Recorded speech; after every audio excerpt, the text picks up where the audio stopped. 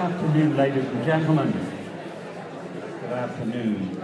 Welcome to the Harry Price Memorial. Thank you for all coming. My name's Mike Green, so I'm going to play one tune to start. Harry was very important to me. Such a lover of music and performers. And this was one of his favorite songs I'm going to play for you now. A tune called That's All.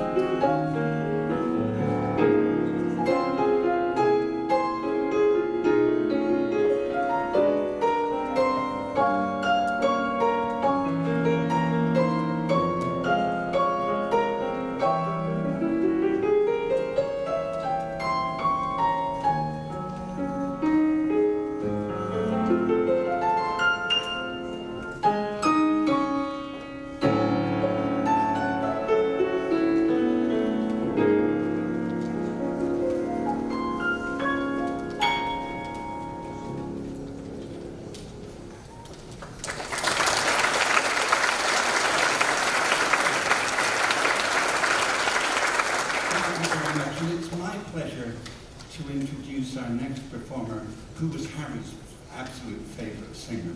Wonderful singer and pianist. Would you welcome, please, Janice Maxine Reid.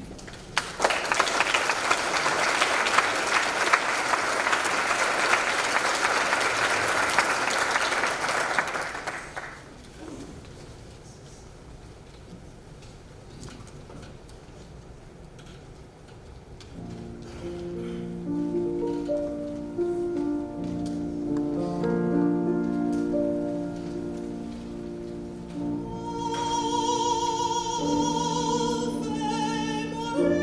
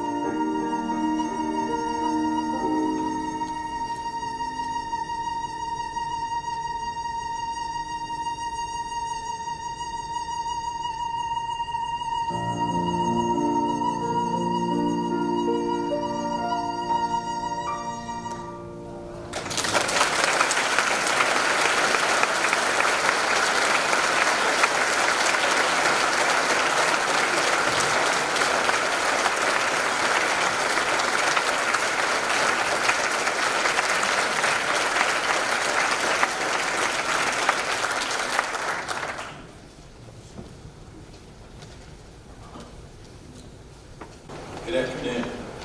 My name is Lee Shaw, and I'm a law enforcement fire chaplain here in the city and county of Napa, and it was my sad duty but privilege to respond to Harry's house the morning that he died. And I know that on behalf of the family, they're grateful for your presence, and your gesture I consider of immeasurable value. And by being here, you certainly communicate that you care, and your presence speaks significantly of the impact that the Price family, especially Harry, has had upon you.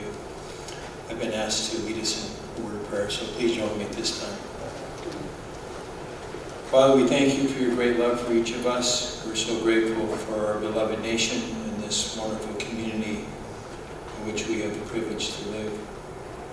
Thank you, Father, that we have gathered together to honor the life of Harry Tom Price. He is certainly worthy of our respect and esteem. We wish to pay tribute to this very special man. And my prayer is that we will honor Mr. Price in a fitting manner. We remember that Harry, as a loving and kind man who treated everyone with fairness and honesty, and no matter what our position in life, he treated with all the same respect, whether they were the janitor or the housekeeper, to fellow developers and business associates. All were treated very fairly and very personably. We thank you for his personality, that sharp Texas humor, and that light-hearted sense of life. We're grateful for his simple upbringing in which he began to learn there in West Texas to move away from the spotlight. We're grateful for his creativeness, especially when he turned the dilapidated Napa mill into a showplace, which was a major contributing factor to downtown Napa's turnaround. He's an amazing force in the transformation of our city, and Harry's obvious and not so obvious fingerprints are all over our town, as a developer and also as a champion for the people in need. Father, he was such an amazing man and a pillar of our community, especially in the life of this valley. We also want to pray for Linda, Father, and Adam, and Harry's daughter-in-law, Autumn, and his granddaughter, Amelia. We pray especially for Linda. She certainly has the greater challenge. And we ask by your Holy Spirit that you would comfort her in her sorrow. Thank you for this privilege we have, first of all, to be a part of Harry's life, and for the privilege to honor him. May your blessing be upon Linda and Harry's family. In your precious name I pray. Amen.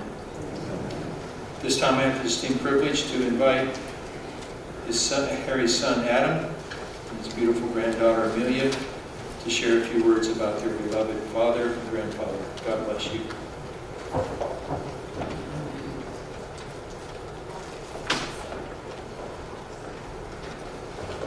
Good afternoon. I would like to begin by welcoming everyone gathered here today to remember and honor my dad, Harry Tom Price. Thank you for coming and sharing this day with us.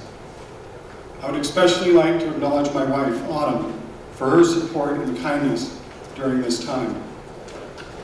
Her kind words of support, as well as many hours of work she has put in helping my mother, has been greatly appreciated.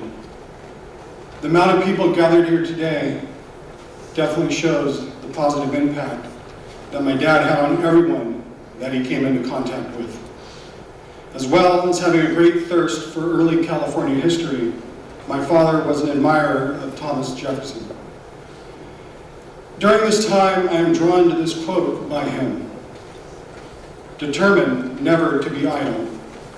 No person will have occasion to complain of the want of time who never loses any.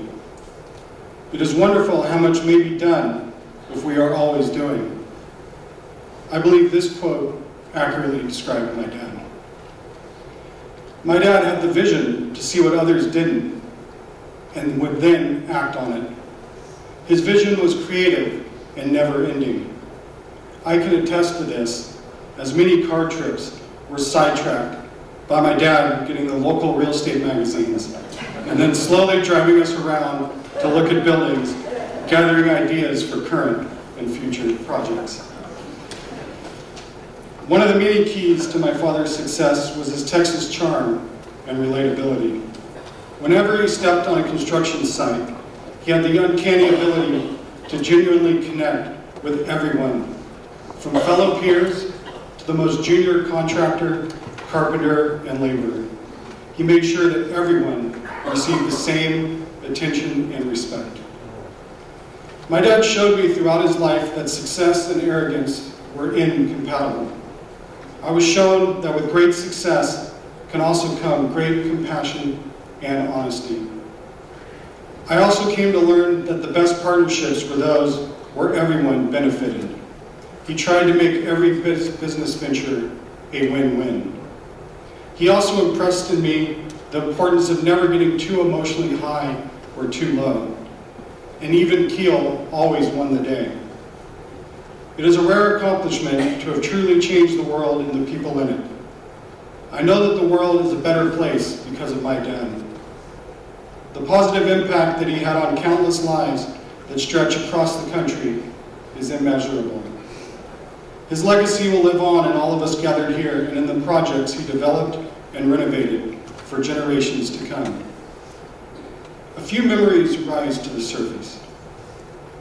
It's funny how seemingly small moments are the ones that sometimes burn brightest in our memories. Like the time we were supposed to meet my Boy Scout troop on a fishing trip.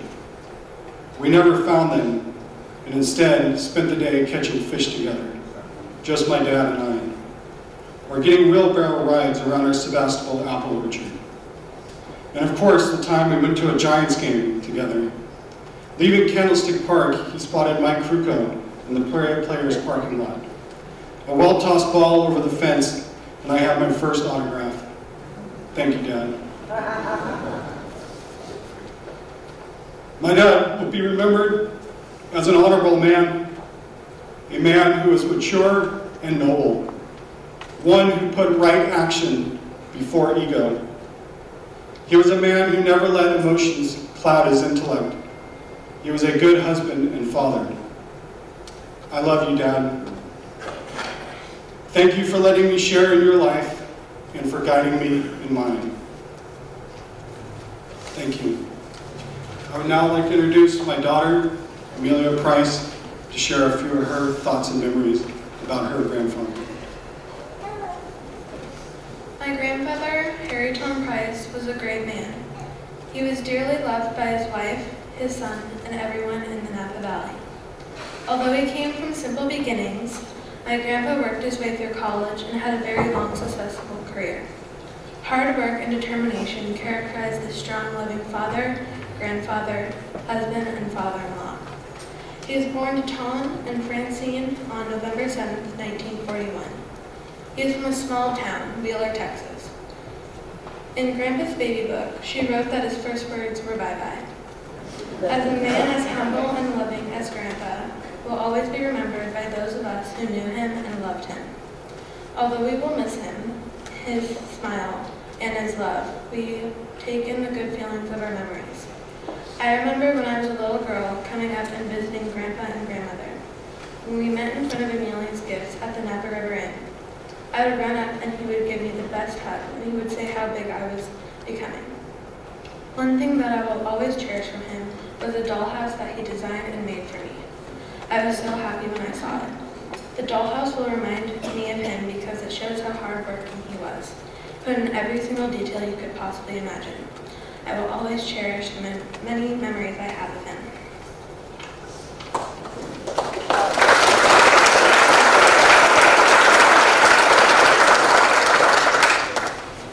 I would now like to introduce one of my dad's younger brothers, Barry Price, to share a few of his thoughts and memories.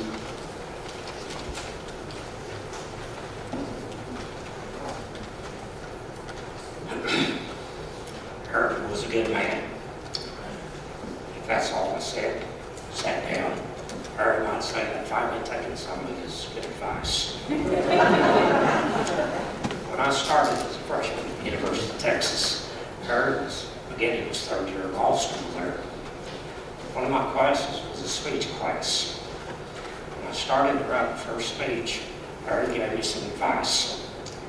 He said if I had to stutter, stammer, or just get a bad case of stage fright, whatever I had to do, I couldn't finish that first speech.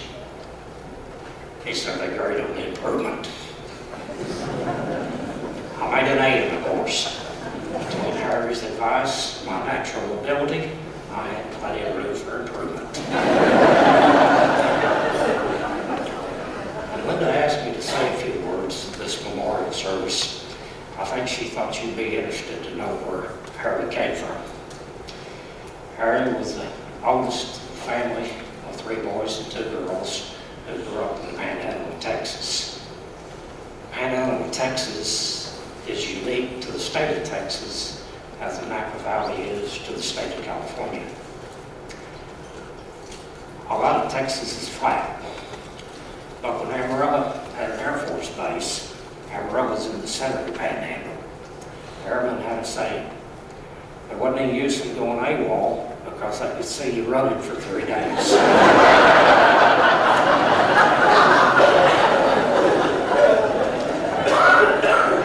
Harry had a sense of humor.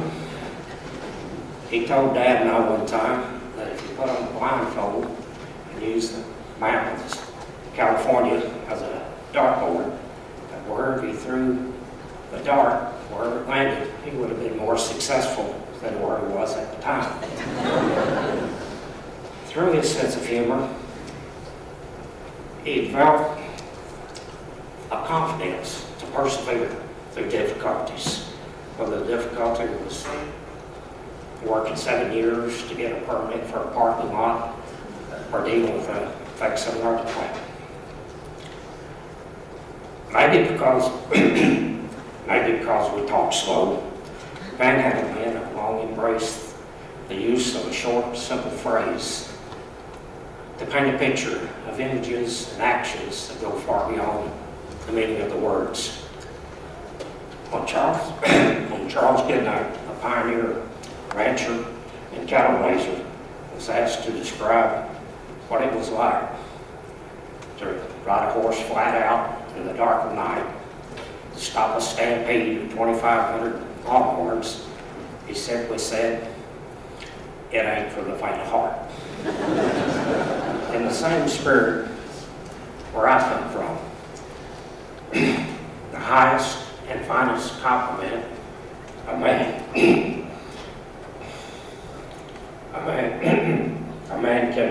can give or receive is to say he was a good man.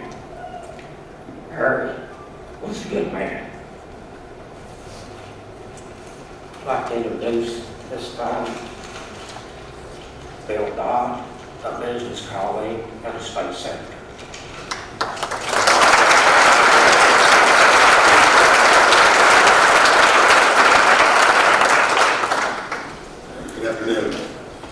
To Linda and all Harry's loved ones gathered here today, I offer my heartfelt condolences. It's certainly a testament to see how many people he touched. Now, I'm so sad about Harry's passing, but count myself truly blessed to have known him and call him a friend. I was deeply touched, Linda, that you would have me speak about Harry in person. He was truly one of a kind. Now, it's not an overstatement to say that over the years, Harry became a local rock star in Napa. I got to know him well before his well-deserved fanfare from the Hat Building, the Flood Control Project, and his philanthropic work in our community. I first met Harry in 1988. Steve Silva and Brett DiMartini made the introduction to CDI, Harry's company. I was looking to develop a building for my water business and had the pleasure of working with him and his partners at CDI. I was immediately struck by his friendliness, his intelligence, wit, and charm. But I honestly had to wonder at a few points during these negotiations, was this sweet man with the incredible presence and distinctive Texas drawl too good to be true? Well, as you all know, Harry was indeed the real deal. And suffice it to say, Harry and his partners at CDI, Larry Nelson, Roger Hageland, delivered on every single thing they promised. But it didn't stop there. Some 10 years later, an unusual defect emerged on the property. And rather than have to battle to address this, as so many other people do through the courts or anything else, Harry was quick to offer a solution and solve the problem. And solve it he did. But I know that that's not a surprise to anyone who knew Harry. He was a man of his word. Not only was Harry somebody you could count on to do the right thing, he would do the right thing when no one was looking. I also had an opportunity to work with Harry on the flood control project. In 2005, as chairman of the board of the flood district, I was asked to come to a meeting with Mayor Teckle, Jill Teckle, and Executive Director Heather Stanton for a meeting with Harry, who had a huge problem with the Army Corps of Engineers project design around the HAP building. Big time, big problem. He had studied the Army Corps of Engineers plan, he identified errors, and at his own expense proposed significant changes. As always, he had a clear vision and put in the work, and sure enough, he was right. Well, he convinced us, and ultimately Heather, Jill, and I trusted Harry, and we got the Army Corps of Engineers to implement his recommendations, which helped us create this totally phenomenal downtown project that we have today. Harry always had incredible solutions to difficult problems. A safer, more vibrant Napa was one of the more enduring legacies that he leaves. But let me conclude by saying that I knew Harry for over 30 years. I've gotten to know and understand so many incredible people in my community, in my business life, and in government. I can honestly say, standing here today, that I have never met a man that had his special combination of character, intellect, wit, generosity, humility, and integrity. Linda, thank you again for asking me to speak here today. We will miss Harry, but we'll cherish the memories and the benefits that he bestowed upon all of us. Thank you. Now I'd like to introduce Sandy Stansbury, who worked with Harry for over 30 years.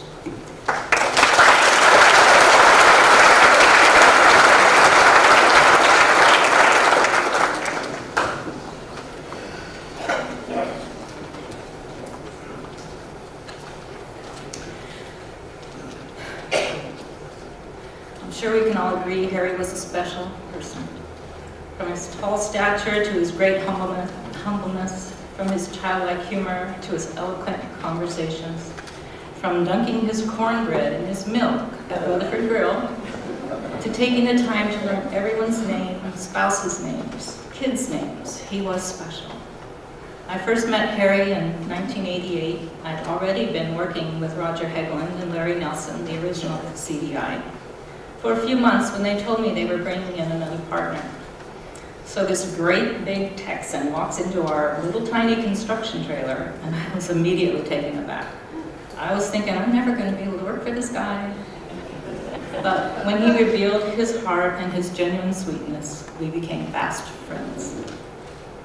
Harry had the ability to make you think you were the most important person in the world when talking to him.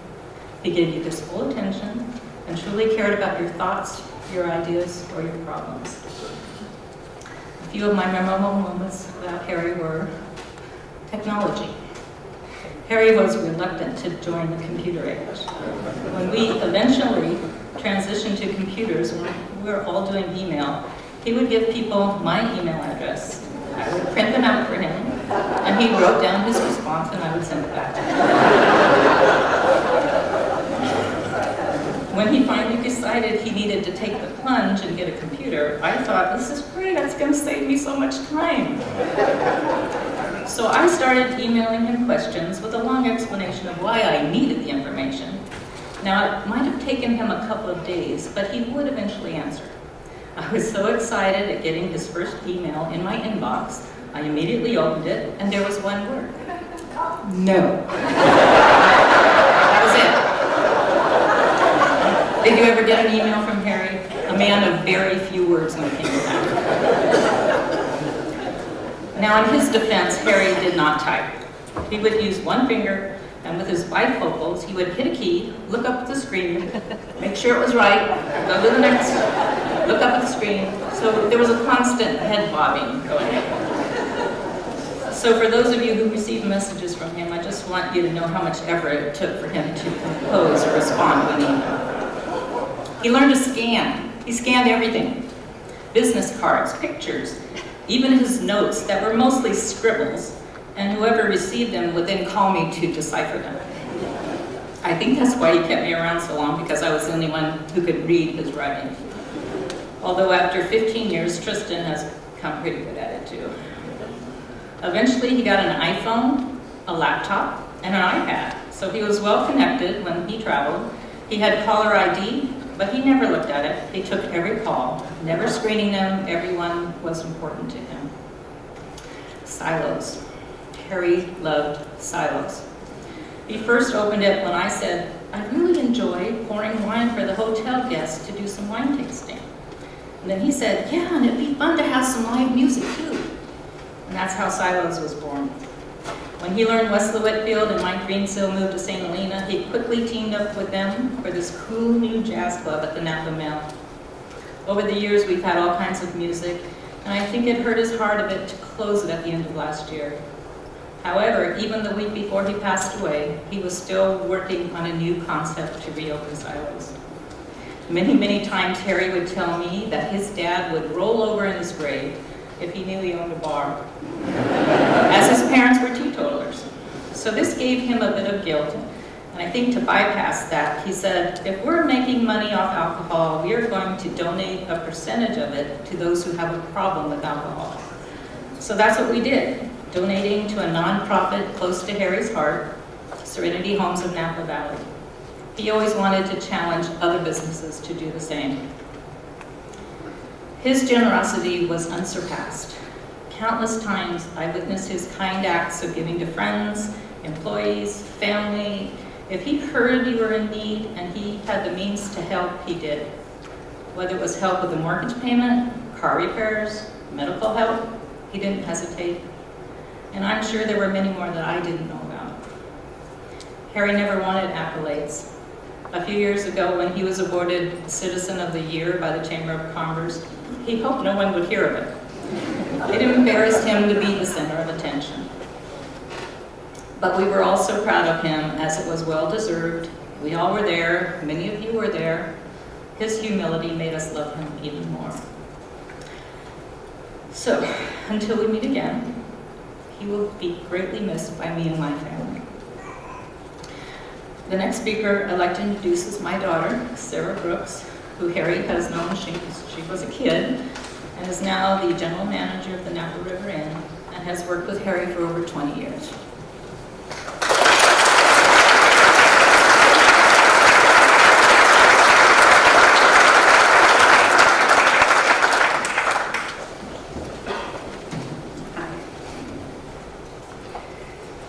I have been fortunate to have had Harry Price as my mentor, my friend, and my family for the last 20 years.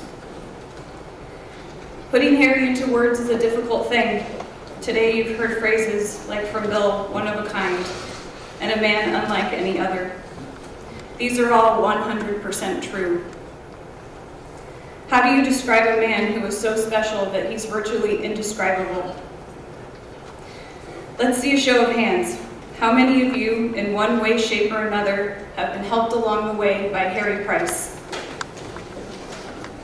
I'd be shocked if there are any hands in here that aren't raised. Outside these doors, there would be hundreds more.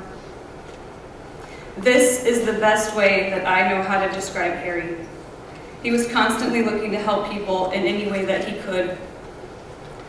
Not too long ago, Harry called and asked if I'd read the paper that morning. Yes, I had, and yes, I'd seen the article about the couple who had lost their house in a fire. He said, let's call them and see if they need a place to stay. Harry didn't know them. He had just read about them in the paper that morning like the rest of us. How easy would it have been for him to go about his busy day? Not Harry. Instead, we reached out and we put them up at the hotel until they could find something more permanent. He kept these people that he didn't know from living in a shelter with their small children. Because that's what Harry did. He found a way that he could help. I could tell you 100 stories just like this. I'll bet many of you have similar stories. Shortly after Harry died, Dorothy Salmon sent me a wonderful article about successful communities and how they were successful because they had silent social weavers. People under the radar that were constantly improving things. Harry was our master weaver. He always put relationships over self. He was able to identify people's talents and see where they could fit in to make Napa a better place. How many of you felt a special connection with Harry? Big or small, that connection where you knew that Harry saw you. When he asked you a question, whether it was how a project was going, your opinion on something, or just how your day was, you knew that Harry genuinely wanted to know the answer. He stopped in that moment to engage and to listen. This was one of his biggest gifts to us, that special connection we felt when we were around him. Working with Harry was a privilege, one not many received. But for those of us who did, we are the lucky ones. Harry was never short on praise. He made sure that I knew that he loved me and that he was proud of me. I miss him every day. I have a few photos I'd like to share.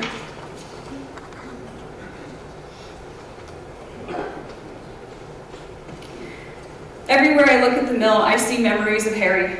A good example is this gateway sign that we installed back in 2013. Harry had a vision of this sign made from the trusses he removed from the old building. He designed the bones of it, and then Gordon Huther came in and made it even better. During the design phase, Harry and I had a disagreement about the sizing of the letters. Of course, I run a hotel, so I want those letters to be huge. I told Harry that I wanted to be able to read that sign from 3rd Street. But Harry didn't want to lose the artistic look of the sign, so we found a compromise, as we always did. After it was installed, Harry and I took a walk down Main Street. We got halfway down and turned to look at the sign. Yes, we could read it. At the corner of 3rd and Main, we stood staring at the sign, but we already knew what it said, so we weren't sure if someone else would be able to read it. Harry stops a random guy walking by and says, "Excuse me, sir, can you read that?" Squinting, the guy said, "No, I can't read it from here, but it sure looks like a cool place I need to check out."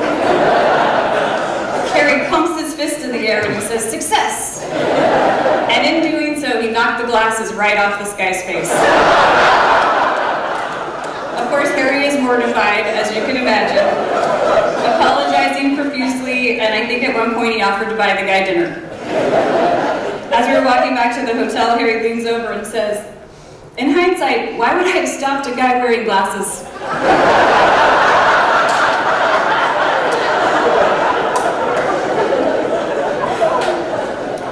I know this is not the best photo, but I love it because what's happening here is Harry is receiving an award, and he is standing on the sidelines as always. To the right, not pictured, are all the people he called up on stage who helped him during the process. They are posing for a photo while he stands off to the side, looking happy as it can be, giving the credit elsewhere. Harry was never happier than when he was installing a new art piece at the Napa mill. Here he is with Terrence installing the fish-on sculpture. The base was a design of Harry's, a fountain that he drew on the back of a napkin one day while he was at lunch. He was constantly coming up with new visions and improvements for the Napa mill. I have to admit, I couldn't always see what Harry could see. He had to drag me along sometimes, just like everyone else. He was always the one who could see the potential in everything.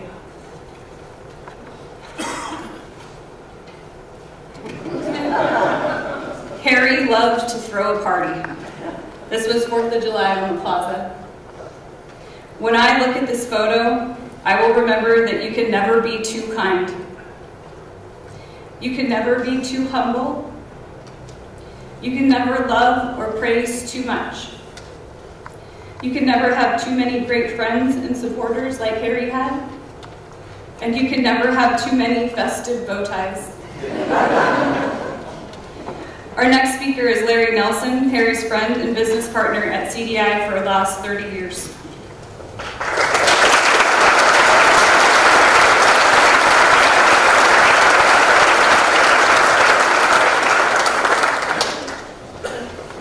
Good afternoon. It's so nice to see so many warm faces that I see today that made Harry and Roger and myself successful over these so many years. We appreciate your attendance today and honoring Harry. Today we celebrate the life of one unique individual, Harry Price. A man who has affected every one of us here this afternoon in some very special way. For me, he was my partner, my colleague, but most of all, my sincere friend. If you could sum up all the qualities Harry had into a few words, it would be genuinely caring, generous human being with a tremendous character.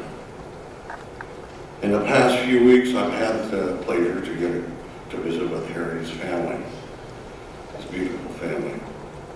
2 sisters and 2 brothers, mostly from Texas, where they all grew up. Sharing with me some of Harry's early life in living on a small farm located in the panhandle of Texas, utilizing their land, working very hard each and every day. However, they all had a quality of life, even without the fanfare and frills. Raised in a strong Christian environment at home, Harry, as a teenager, accepted Jesus Christ as his Lord and Savior and told his family that when he goes off to college, he would like to become a minister. After several years at the University of Texas, he came home and announced that he was changing his mind and wanted to become a lawyer. He felt that he could help more people in that profession. However, I would say that he carried those Christian ideals and principles throughout his lifetime as a lawyer, a developer, or to most of us, as a mentor and friend. We often had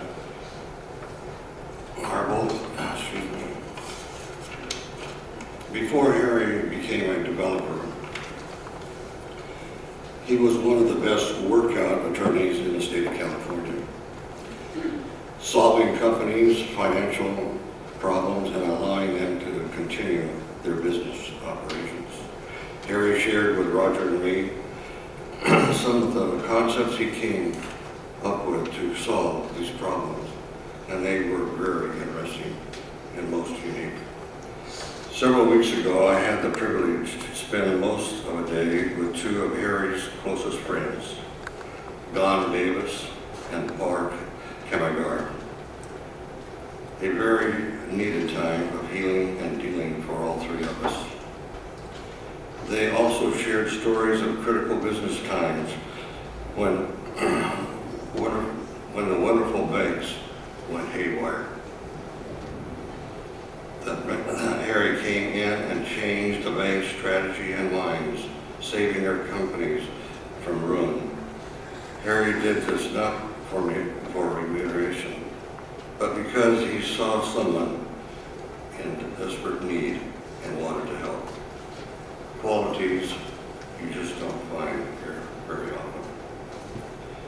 Roger Hagelin and myself started our business CDI development in 1985 in 1985 and enjoyed the constructing some commercial buildings here in Napa.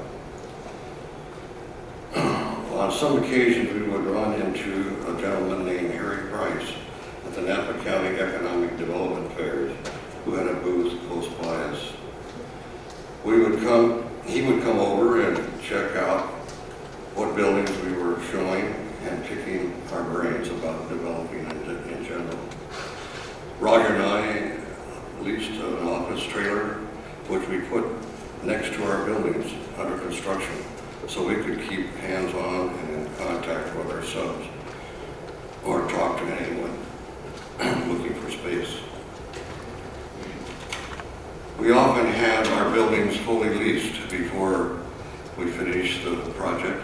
One day we got a knock on our trailer door, and it was Harry Price, and he wanted to talk. So we sat down with Harry, and he began to tell us that he has been very successful in purchasing land and subdividing it into lots with streets and utilities. But he said that he had never built a building and liked what we were doing and wanted to share his land on Greenland Road with us if he would come and help him construct some buildings on his property. Roger and I looked at each other wondering if he was for real, especially since we thought developing off Kaiser Road at the time was on a ragged edge. He wanted us to go south of the airport and do some developing, which was mind-boggling in Roger's and myself's mind. However, Harry was very convincing, and he had the knowledge and the know-how to subdivide land. We didn't. It didn't take long to see the value offered us, so we shook hands and said yes to the deal. Soon we looked over his project off Green Island Road, realizing Harry had laid it out all wrong. "Please change it," he said. "You guys know what you are doing." Before Harry became our partner, one of our subcontractors, Steve Silva, who occupied one of Roger's and my buildings, convinced Bill Dodd, along with our broker, Brett DiMartini, to talk to us about going into the first building being built on Harry's Green Island property. He did, and he became our first tenant there and later purchased the building. Thank you, Bill Dodd. And in appreciation, we named the street in front of the building Dodd Court in memory of Bill's dad, who had recently passed away. In all, since Bill's building, we have developed 36 commercial and office buildings together in our 30 years as partners. Our partnership was special. Each of us brought a respected area of responsibility and straight, and throughout our time together, we never had an argument or a disagreement. Sometimes a difference of opinion, but that was it. My last day with Harry was a day before he left us. A day that I will never forget. Talking about our future for CDI, how we can wind down our commitments, allowing us more time for both of us. Then we had our last lunch together, and as we were leaving the table, Harry looked over to me and said, "Larry, do you know and realize how many lunches we have had together these past 30 years?" And I said, "Harry, we have had so many with such great memories." And he returned, "Larry, you are so right. So with that, I would like to share with you a couple of lunches that stand out in my mind." Not long after we joined forces, we came to the conclusion that the best time to bring each other up to date on our daily happenings was to make our lunches work meetings. Plus, we like trying out new restaurants, not to mention an addiction to eating good food. We tried a new Chinese restaurant one day, and as most of you know, Harry could get very focused on a subject oblivious to what was happening around him, or in this case, what he was eating. So we were enjoying the Chinese food when Harry suddenly stopped talking. His face turned beet red, grasping his throat, saying nothing as he ran to the men's room. Roger and I looked at each other, wondering, was there an emergency or what? When he returned to the table, whispering, he mistakenly ate one of those little red peppers that burned like a fire. Roger and I couldn't stop laughing. That was typical Harry. When Roger and I brought Harry into our little company, Harry was acting as a consultant to a wealthy couple living in Reno, Nevada, who had just purchased the Napa mill project from a company in Sacramento. Harry loved the project and volunteered his services to help them develop the property. But within a short period of time, he received a call from one of the attorneys in Reno representing one of the owners of the mill, stating that they were going through a messy divorce and they have settled everything except what were they to do with the Napa mill project, since it was very costly and it would take time to disperse with the property.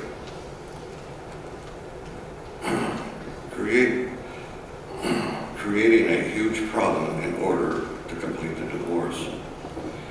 Harry's workout hat went on, and thinking the situation over, he came up with a solution and called Roger and myself to meet him for lunch to run the concept by us before he presented it to them.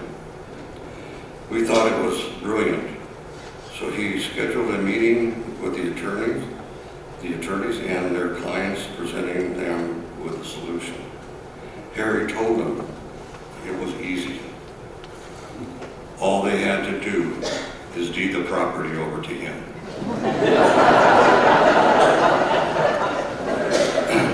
Since the couple were in a very high tax bracket, they could each write off the loss and come away with more money in the long run. Their attorneys couldn't believe it, the concept, but liked the idea and said, come back after lunch and we will have an answer for you. Harry flew home that afternoon with a deed to the Napa mill in his back pocket.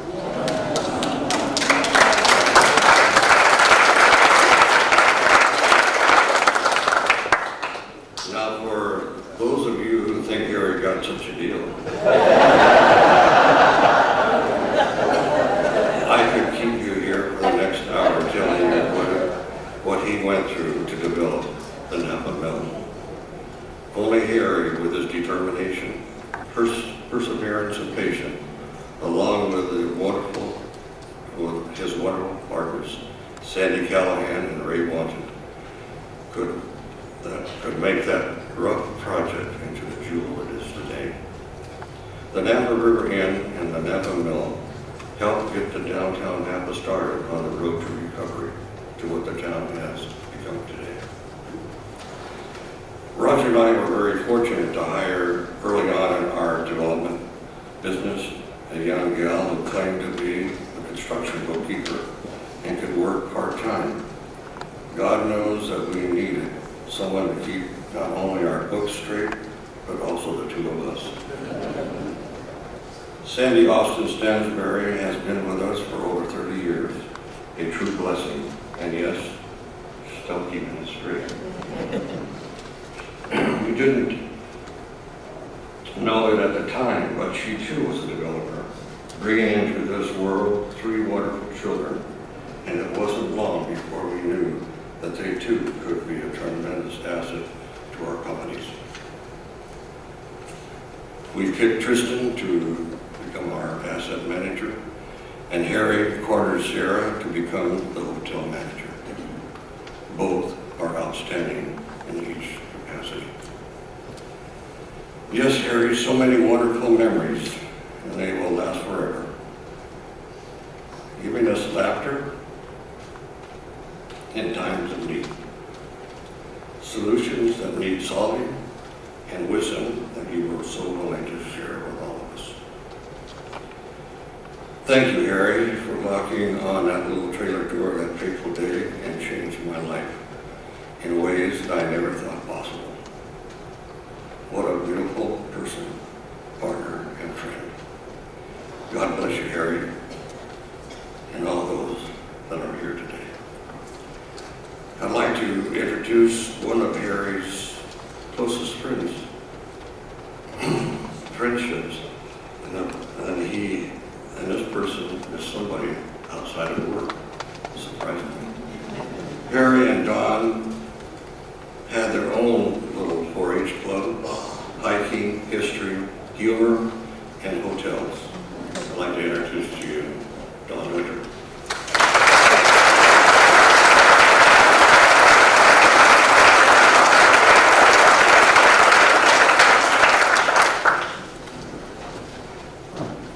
Thank you, Larry. No one could ever hope for a better partner than Harry in anything.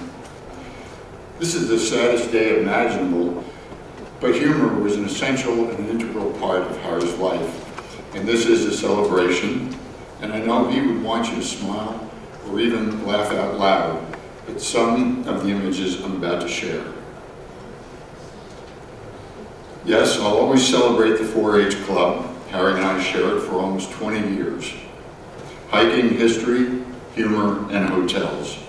We hiked almost every weekend, dinners around town, holidays together, theater outings, thank you, Barry Martin, anniversary trips, and lots of laughter, humor, and history. Most of you saw Harry as he was doing good works around town, championing good causes and pursuing his preservation and development career. But I was privileged to observe Harry in his natural habitat. I came to know what Harry loved most in his personal life. First and foremost, he loved Linda. Linda and Harry were the model couple, and Harry would readily admit that wooing and keeping Linda was his life's greatest achievement. For more than 50 years, they were an inseparable team. I never heard Harry raise his voice to Linda, except for several times when she was parallel parking.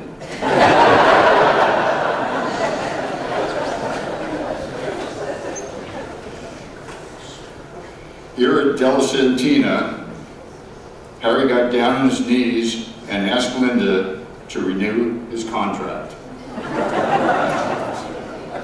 And she said yes. Linda was Harry's compass and rudder, and sometimes anchor. And we always knew who the chief was. Harry's life was about building castles, some real, some imaginary.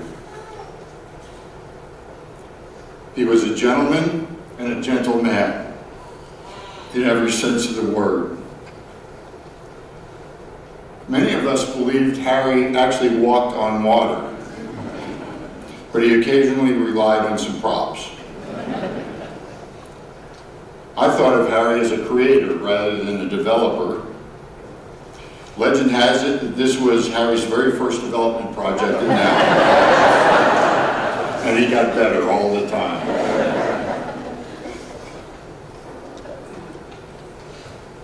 Harry loved and respected the land and was never happier than when hiking everywhere in Napa County and far beyond.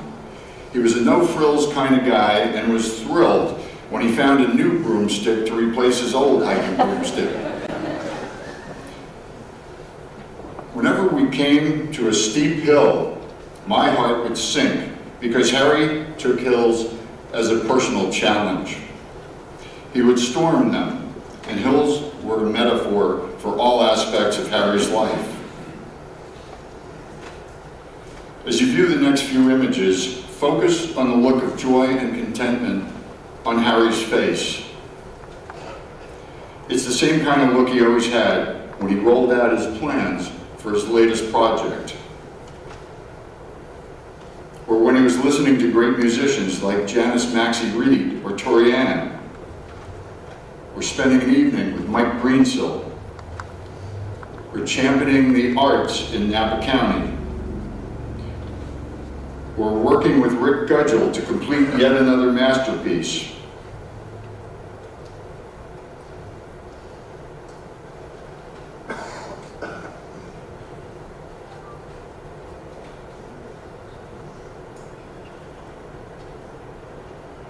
Harry was a master gardener.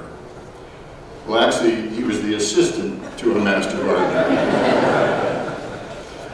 Here, Linda convinced him to lug this rock 3 miles back to his home for his newly created rock garden. Native plants. Harry eventually became quite proficient at identifying our abundant native plants, but his Texas DNA prevented him from ever pronouncing their Latin names correctly. But Linda was always there to patiently assist him. His favorite wildflower was the bitterroot, Louisia rediviva. Is that correct? Yeah, I got the nod. This was symbolic of Harry. It thrived in impossible conditions, in barren landscapes, and the greater the challenge, the better the bitterroot would thrive. By the way, if your religion involves reincarnation, you would definitely want to come back as Harry and Linda's dogs.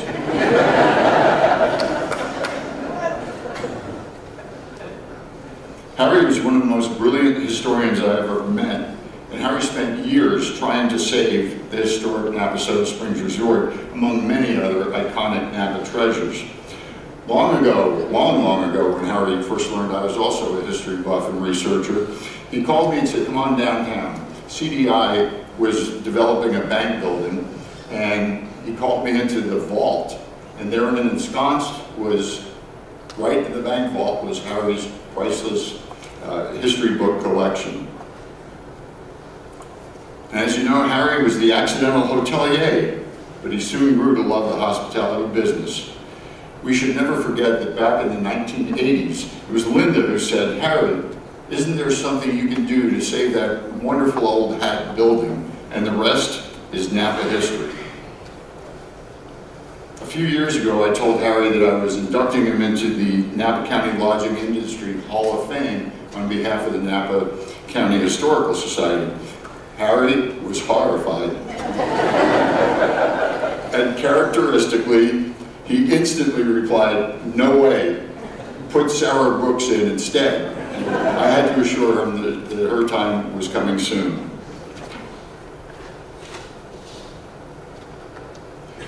One of Harry's favorite scoundrels in early California history was Asbury Harpending, and Harry always lamented that he never achieved the infamy and notoriety he deserved. So I'm going to ask you all to say after me, Asbury Harpending. Asbury Harpending. Harry, he's now famous.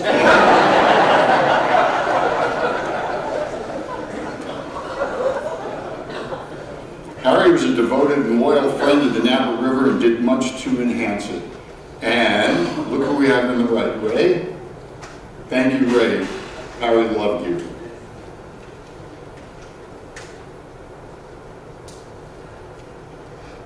But one of Harry's fondest dreams for the Napa River has not yet been fulfilled.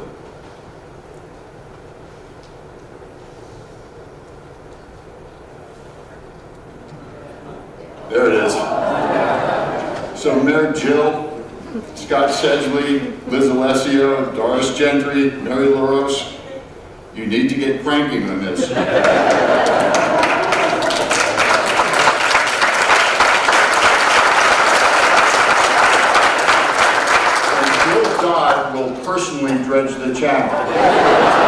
Let's make this happen.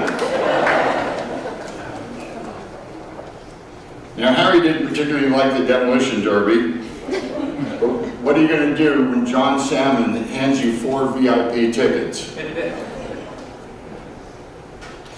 Harry was health conscious. He took more supplements than me, and sometimes foraged for his own meals.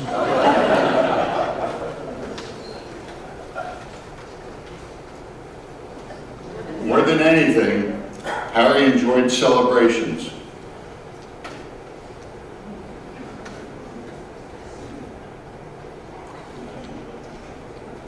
Can you slow the, whoever put it on autopilot? There you go. Sorry, Adam, wherever you are. And who can ever forget Harry's famous but ridiculous Christmas tie? Take a look, we love that, we'll treasure it. Now I'm going to close out with a treasured image of what I like to think of as Team Harry, the Executive Committee. And we must all remember that Harry's presence is with us everywhere and at all times.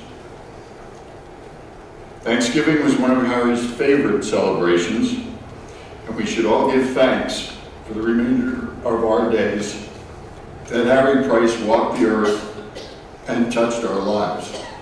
Thank you, Harry.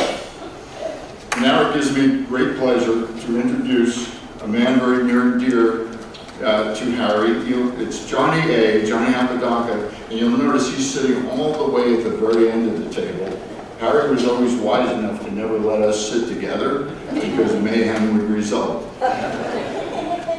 But Johnny, with Harry's partnership and help and support, has changed so many lives in so many ways for the betterment of Napa County. He's touched over 4,000 souls, and I'm proud and privileged to introduce one of Harry's closest friends, Johnny Apodaca. Johnny Day, take it away.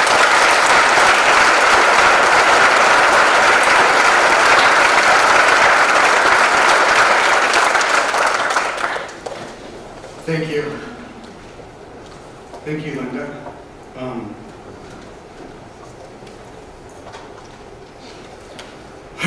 This is Harry was the greatest man I ever knew. And I was so grateful to have him in my life. He was loved by many, and I loved him with all my heart. He was my best friend, my mentor, and my shop teacher. I'm a contractor, and he's a developer, so it went hand in hand. Harry had an uncanny ability to keep a very special place for each and every relationship he had with each and every one here today and beyond. It was an amazing experience, how he made us all feel. It was truly special. I loved Harry for so many reasons. And we had a very special place for each other. He always looked at me with those famous Texas eyes, and when our eyes locked, we both knew we had each other's back. Harry was a fellow Texan. He was born about 150 miles away from where I was born, and we just had this uncanny way of our connection.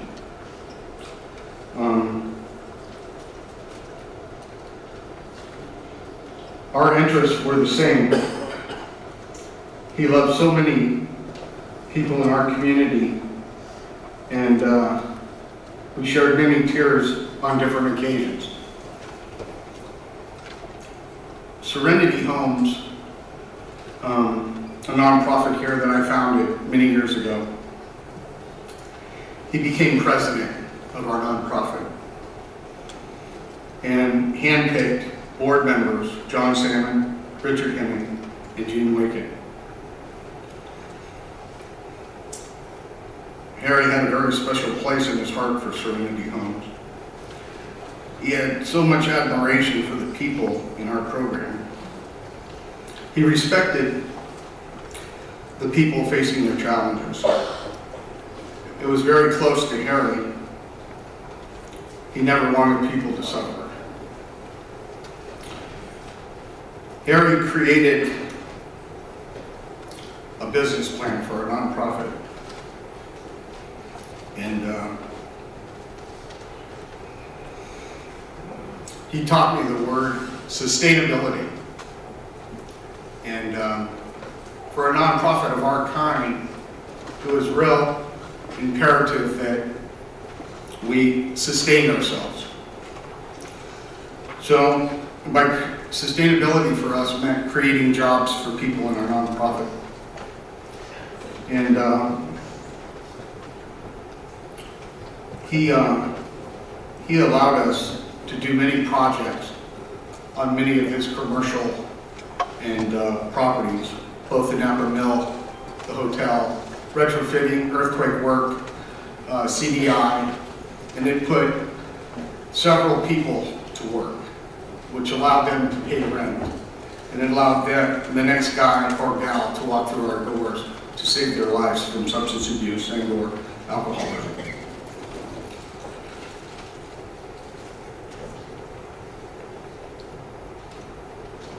Harry had a vision to keep Serenity Homes going for years to come. He also wanted to create housing for several nonprofits to benefit from his and Linda's vision, which was to create the eco-village for the benefit of helping special needs housing. These causes were the most important to Harry. So please, I ask you all to get involved in his memory in creating this vision of helping us all put Harry's vision into place, which is creating Emmanuel Eco-Village for people that,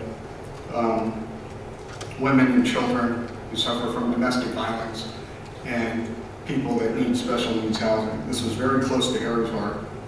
And so you can go onto our website and look at that, shnv.org and/or CDI Investments. I say all that because Harry's heart was so big and he loved people so much. It was just unbelievable. He was the best man I've ever met in my life. Linda and Harry, one year, I opened up my home to about 80 people for a Christmas dinner. We invited the homeless and people from our residential recovery homes. And if you notice that green tie, I think I'm going to remember that green bow tie the rest of my life. But Harry was one of the guys that got in the trenches and started serving food at our home, from the chef dishes and serving the homeless and the people in our homes. He was a very, very special man. We had a lot of special times together. We shared those lunches together. We talked about his vision of building more homes for people. We attended the San Francisco Giants game. We had very many moments together that were especially close. If I think of one word over the month that I've thought about this moment, I came up with the word beautiful, because he was the most beautiful human being I've ever met. And to see all you here today and how he impacted all of our lives is a real testament to the person he was. I'm going to miss Harry deeply. Like I said, he was my best friend, mentor, and shop teacher. And there would be times that my batteries would get low, and I'd go to see Harry. And because at times it's trying the work that we do, and it becomes overwhelming. But I go down and see Harry regularly. And it was really interesting. When I got in his presence, I never shared with all the brokenness or all the things that I dealt with, or all the hardships, but he had this unwavering ability to empower you to take on anything and everything. And I had this feeling to go down and share with him at lunch that I couldn't do it. I couldn't do it anymore. It was too overbearing. And by the time I left that lunch, he had me so inspired to do so much more. So he was very special. I'll never be able to replace Harry. He was a very special man. He was the president of our nonprofit, and it's been in business. It's had a major impact on our community and the people in our community, and it's basically combating the homelessness and the addiction and the alcoholism in our valley. So to house 4,000 people here in Napa is a real testament to his vision, creating jobs, creating sustainability. It allowed us to stay afloat. So he had a business plan that allowed us to earn our way and pay our way. And today, we have 53 people living in those homes today, changing their lives, and because of Harry and Linda for standing behind us. And so I can't thank Harry enough. I'll think of him daily. I'll carry him the rest of my life. And I'll continue to do the work that he wanted me to do and stand up for the people that really need the help in our community. So at this time, I'd like to introduce the director of the Community Foundation, Mr. Terrence Mulligan. Thank you.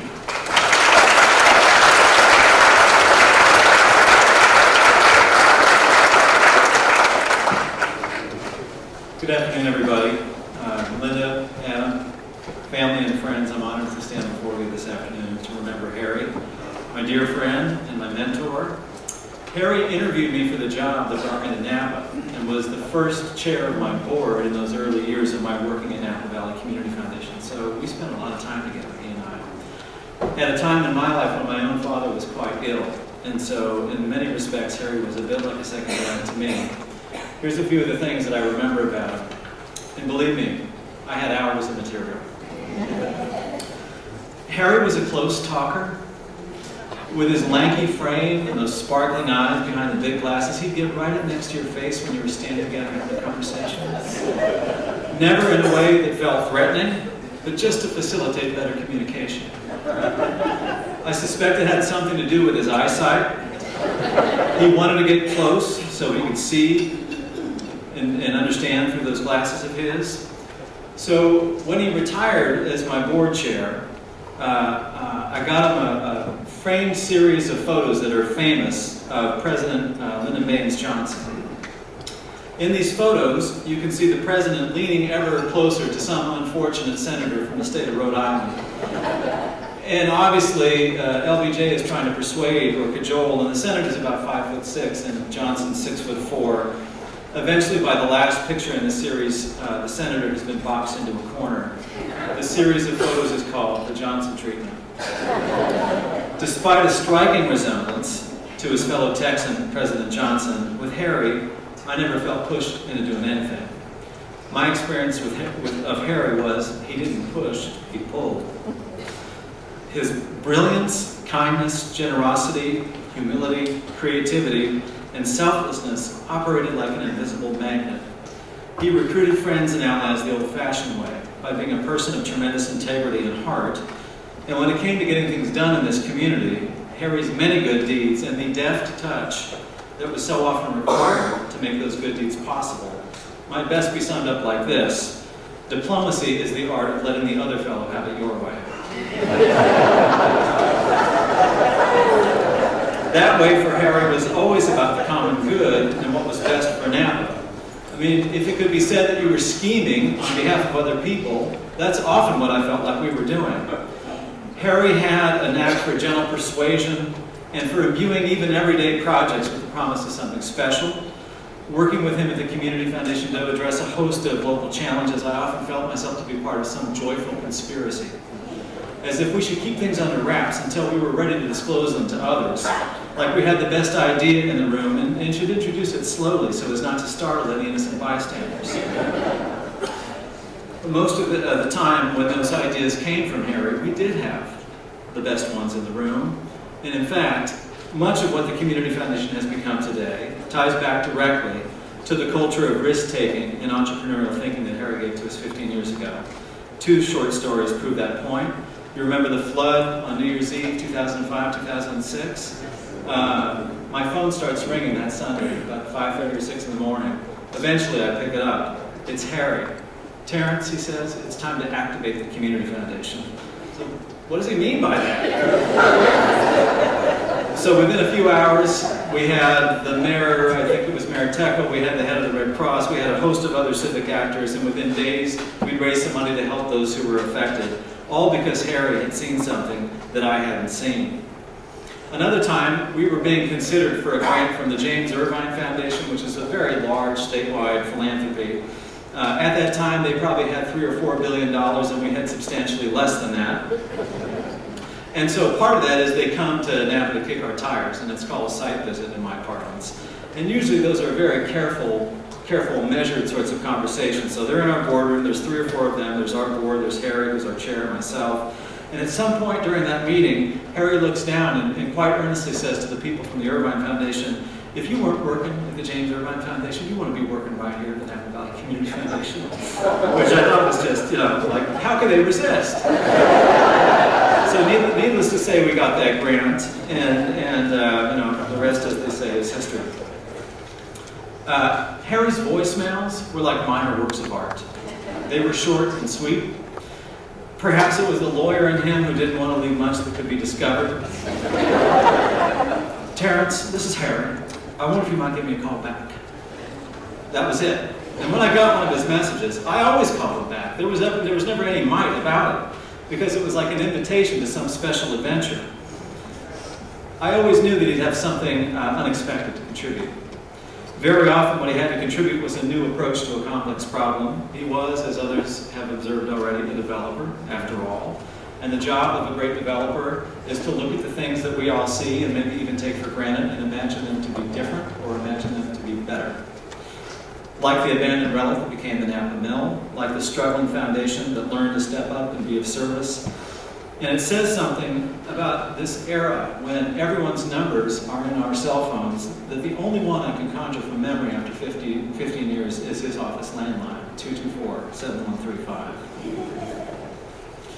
I'd like to close by sharing something from Walt Whitman, who said, "Do I contradict myself? Very well then, I contradict myself. I am large, I contain multitudes," unquote. Harry contained multitudes of intelligence and ingenuity and compassion and civic spirit. But I might love him most for his contradictions, his paradoxes, because they were so subtle and so humanizing and so endearing. And without them, frankly, his many gifts might have just scared the hell out of me. The first contradiction was about the way that Harry employed language. He was crystal clear about his purpose, about what he wanted to accomplish. He could paint you a picture of a different or better future in words. You couldn't help but respond to it.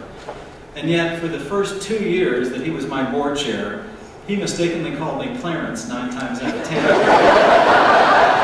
I loved him for it. And there are other examples of those malapropisms. The second contradiction was about the way that Harry saw things. Like I said earlier, a great developer sees the things that we might observe every day and imagines them to be different or better. Harry was a close talker because he had poor eyesight. But if I live to be 100, I will never meet another person with such extraordinary vision. So now, it's my pleasure to introduce John Salmon, a dear friend and fellow developer, and like Harry, a great champion for the city of Napa. John?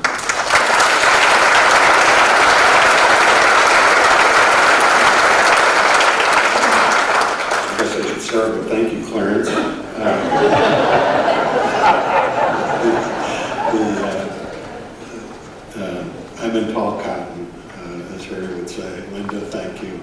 for allowing me to be one of the speakers today. And thank you, Sarah, for showing the photo of Fish On, the statue that Harry rescued from Veterans Park and brought down to the Napa River Inn.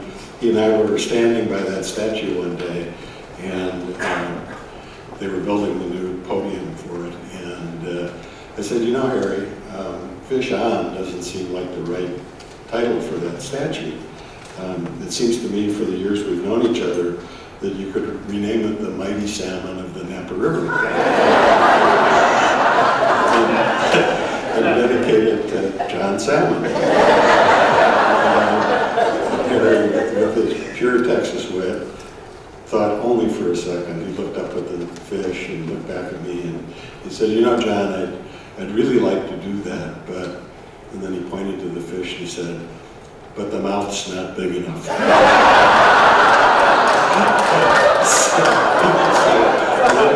Thank you for allowing me to be the final speaker. And actually, I was backstage, I've actually crossed out some of my stuff because we all knew Harry so well that there's a lot of repetition here, but there's a very good reason for it. My wife, Dorothy, to me, and Auntie Dorothy to many of you, introduced me to Harry almost 25 years ago. We were immediately kindred spirits, both because we were real estate developers, and as Harry always said, we were recovering attorneys, which I took as a badge of honor. He would also always joke about how he grew up in the Panhandle between Conway and Twitty, and I was probably one of the few people that realized that wasn't a joke. I went on Google Maps, and there are towns of Conway and Twitty, just east of Amarillo. And as Barry said, and Barry, I've been to Amarillo and Lubbock many, many times. You want to see a little bit further, you go like this, and you see another 50 miles. It's a pretty amazing part of the country. First day Harry and I met, I had a tour of the mill. We had to avoid the bird droppings and the debris accumulated through the years from the non-use, and we went through the various sections of the building.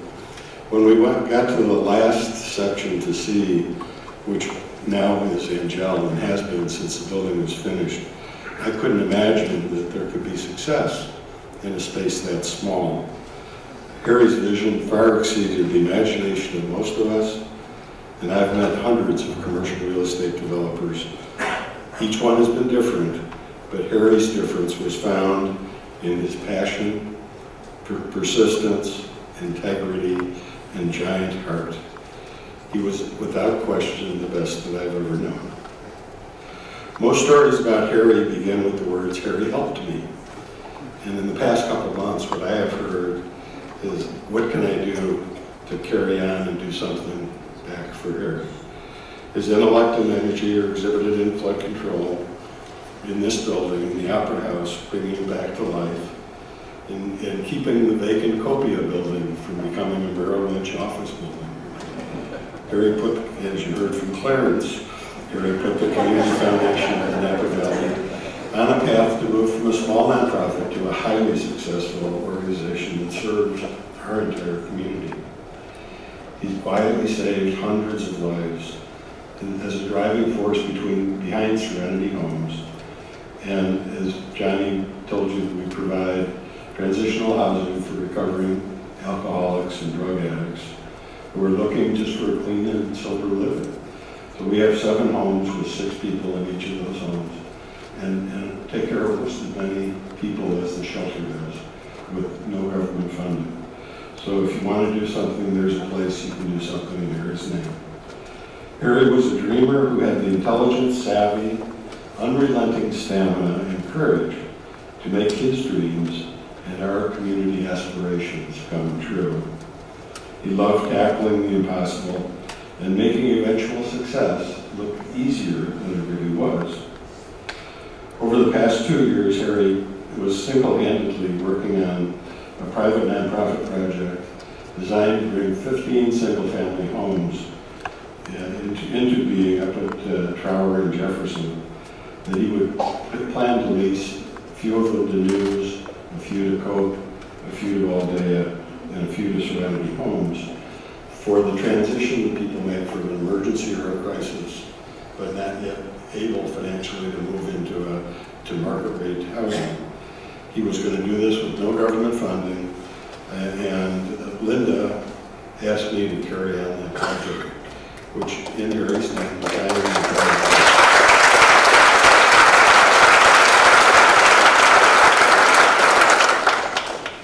this project is a Harry project. It requires Harry's intellect, Harry's patience, and his fortitude, which I have none of. So I will need lots of help. And anyone who would like to give me a hand, either with planning, entitlement, construction, or funding, let me know, please. Harry was the best of Americans, the best of humanity. Harry's legacy for all of us is to follow in his life's work, being there for others, living a life of joy, believing that hard work, teamwork, and diligence will bring good things to the larger community. And all the while doing that, giving credit to others, laughing at life, and at yourself, and most important, never giving up. If you ever have a difficult choice to make or a tough road ahead of you, think to yourself, I am who I am today because I knew Harry Price. And then try to do as Harry would have done. You won't go wrong. I'll miss you, Harry, we all will. Thanks for being in our lives and for showing us the right way. You will live on through us. So, as we all know, Harry resisted accepting any praise while he was here with us. But as we also know, he can't stop us now. So we're going to pass the microphones around. We ask that you keep it short. We've gone a long time, and I'm sure that everybody's a little restless, but I'm sure everyone in this room could tell a story. So we have a microphone going around. Please wait for the microphone before you say something. And thank you for coming.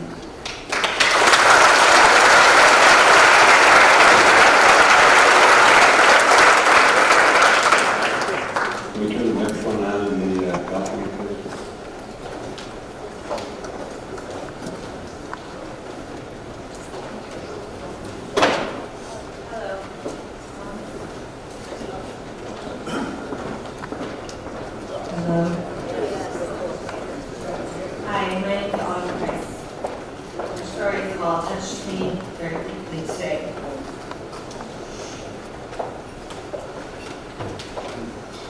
I continue to be amazed by the outpouring of the love that you all have for Harry.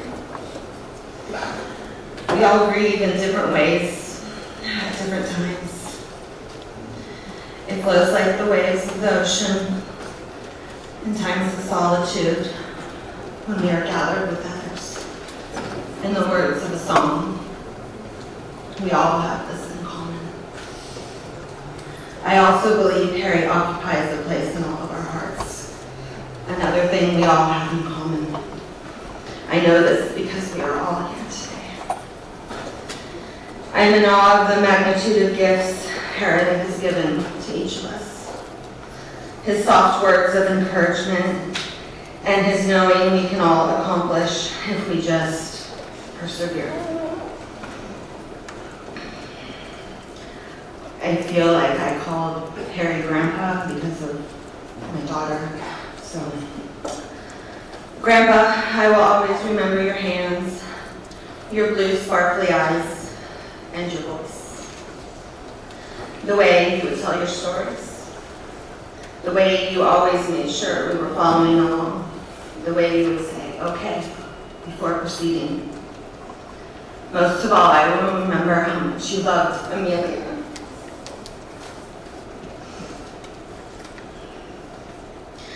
I will always remember the look on your face at my ultrasound, finding out you were going to have a granddaughter. Telling me she was going to be all yours when she's 3. The way you'd say, well, hi, Amelia. When you and Linda took Amelia bowling so Adam and I could have 2 hours alone on our trips to Napa. You always wanted to know her interests and what she'd been up to, and your smile when the two of you visited. I will also remember the encouraging words spoken between you and your son. Keep doing what you're doing because you're doing a great job. And thank you for being self-sustainable, son.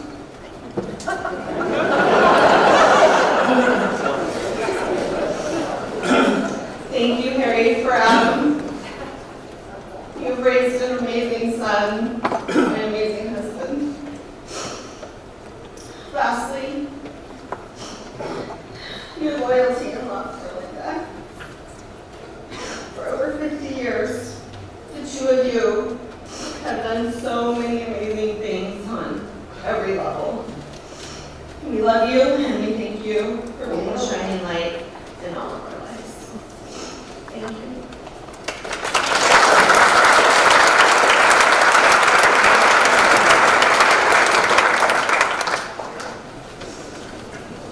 Hi, I'm Tony Geppetta. I'm a tenant of Harry's. I own Sweetie Pies downtown. I wasn't going to speak today, but then when I woke up this morning and I was listening to some music, I'm Just Wild About Harry came on. And I said, oh, I'm going to say a little something. Two things I remember. I remember the day somebody told me that there was going to be storefronts opening, and I went to look at the Napa Mill, and I just bumped into Harry. And he gave me a tour, and he showed me where the bakery was going to be, the hole in the ground that was the bakery in the front, and showed me all around the parquet floors upstairs where the rowing rink was. And what a wonderful person. He just radiated when he talked about the building. And then my most favorite is when he told me that I was getting an award from the Chamber for customer service. He wanted to be the one to tell me. And then when we went to the award ceremony, he was standing there after I got the award and just gave me the biggest hug as we stood there crying together. And I didn't have, my dad died when I was very young on February 14th, so it's just not a good time. But I owe a lot to him for the things that he did for me in my business and for the love and support that he's given all of us. So we miss him. I miss seeing him every morning getting his blackberry oat scone and his coffee, and then the afternoon when he would get his chocolate black cookie with the caramel. So I think of him every day, and I say hello to him every morning. We love him, Linda. Thank you.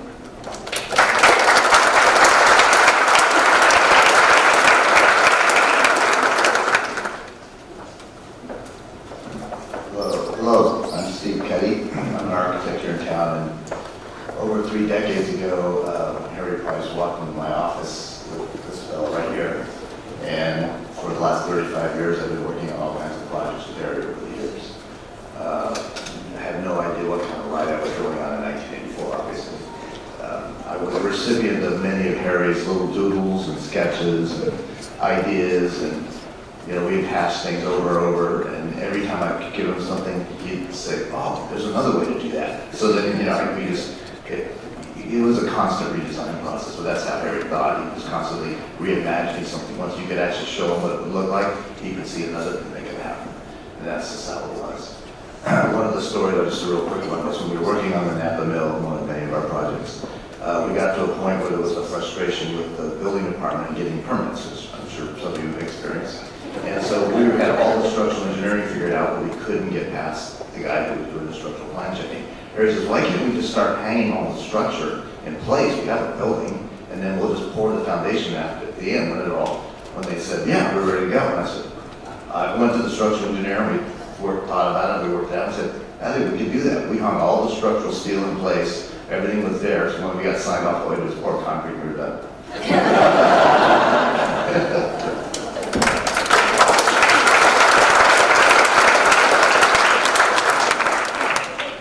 My name is Tim Lebeck. I'm a banker, and I was the one that got involved with funding the construction and the takeout loan on the Napa mill.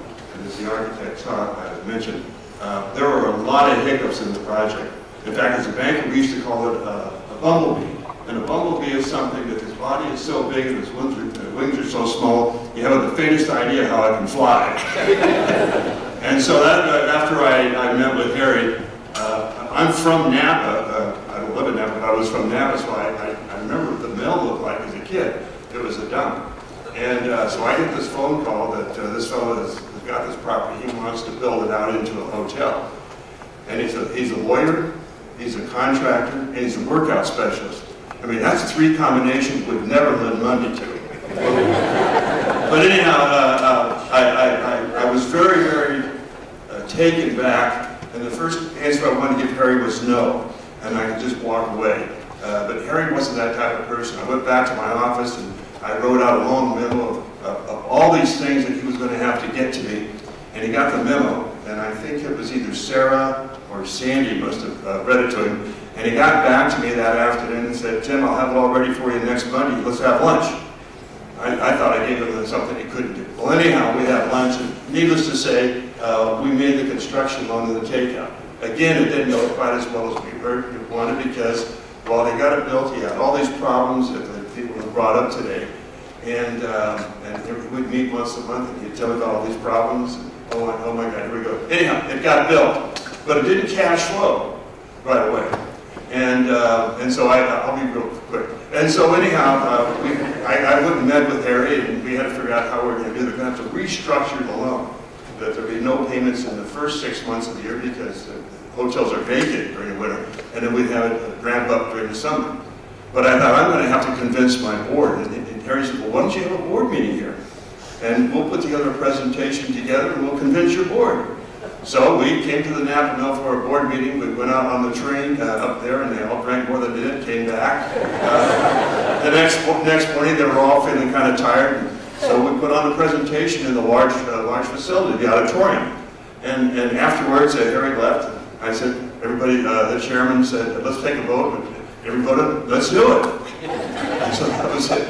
There was one occasion, Linda, can you see me? Do you remember Tim Lebeck? I called Harry, and I would come up about once a month to look at the property.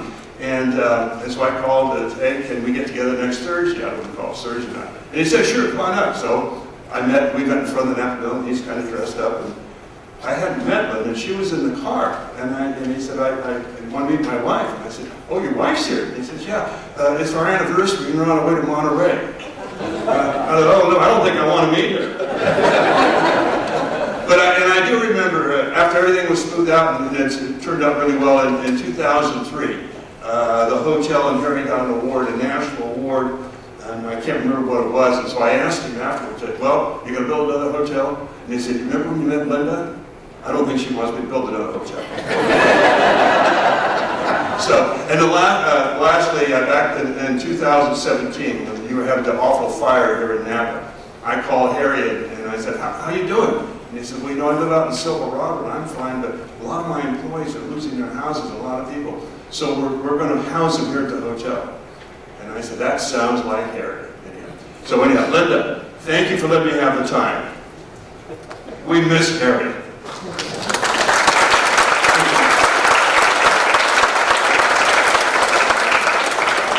One or two more, anybody?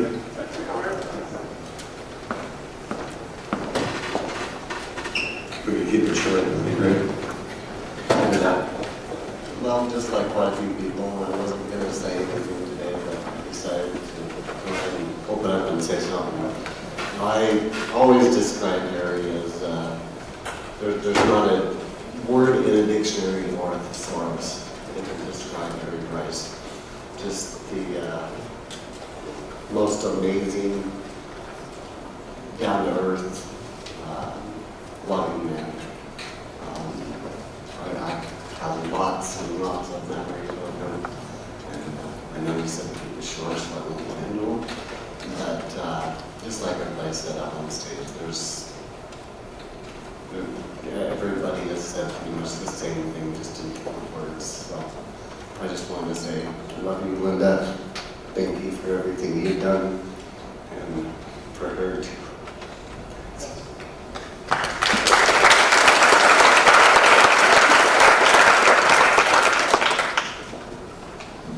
Hello, my name is Randy Bryant, and I'm an engineer here in the Napa Valley, and had the pleasure to work with Harry on some of the mill projects and also the Emmanuel Eco Village. And I just want to say the most wonderful thing that Harry showed me is how important it is to be good to one another. And I just thank you, Harry, so much for all that you've done.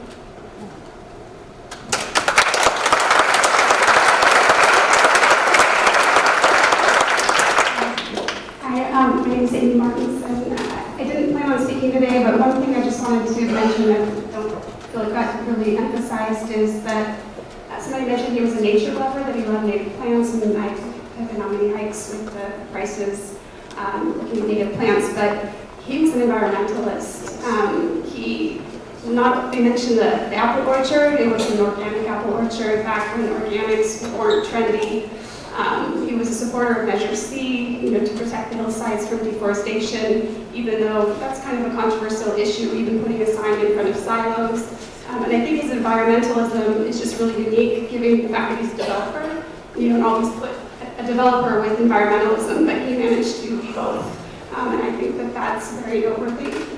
He's right in the same line with Volker Isola as being a solid businessman, but with an environmental and social conscience. And I just think that's part of what made him so remarkable.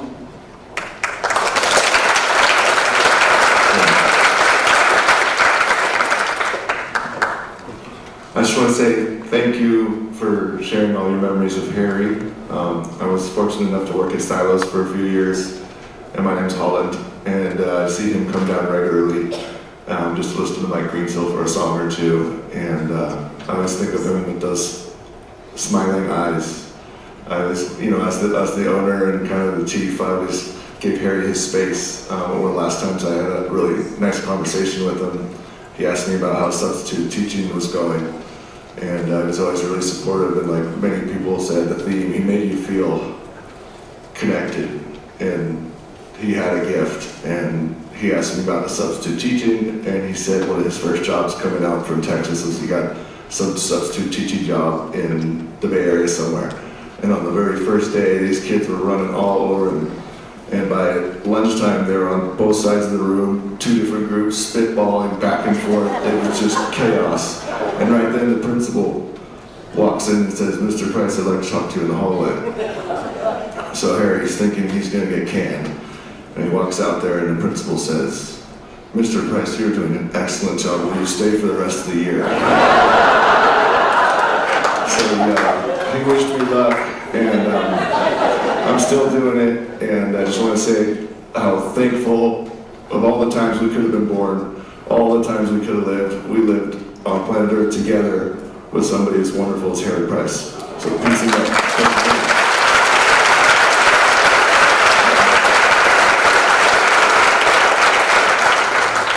Good afternoon, my name is Bernard Crevet. I'm with the Friends of the Napa River. And it is with great sadness that we had to say farewell to our dear friend, Harry Price. We will keep him in our minds forever. Harry was one of the founding partners of the Friends of the Napa River in 1994. Supportive, constructive, kind, a wonderful gentleman.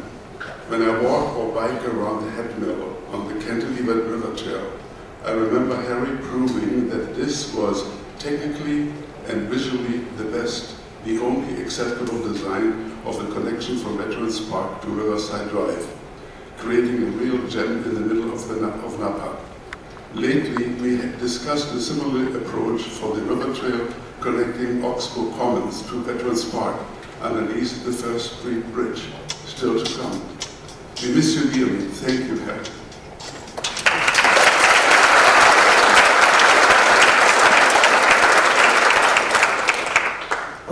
thank everybody that came here today to share in the celebration of my dad's life.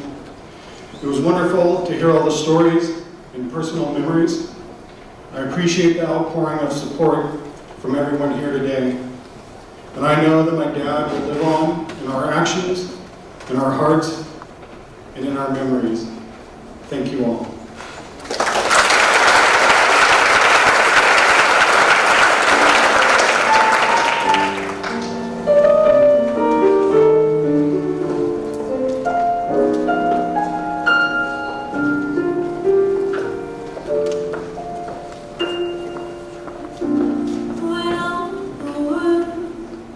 Is a hopeless jumble, and the raindrops tumble all around.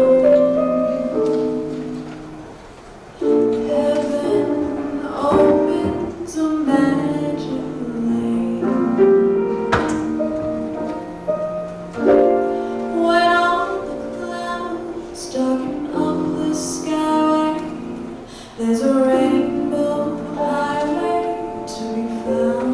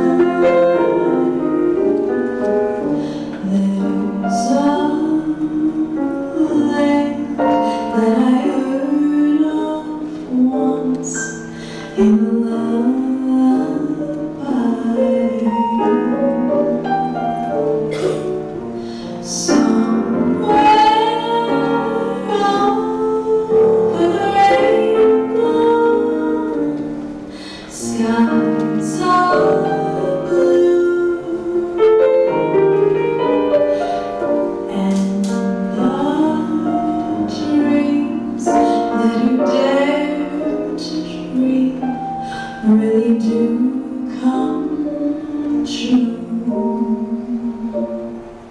Someday I'll wish upon a star and wake up where the clouds are far behind me, where troubles melt like lemon drops away above the chimney tops. That's where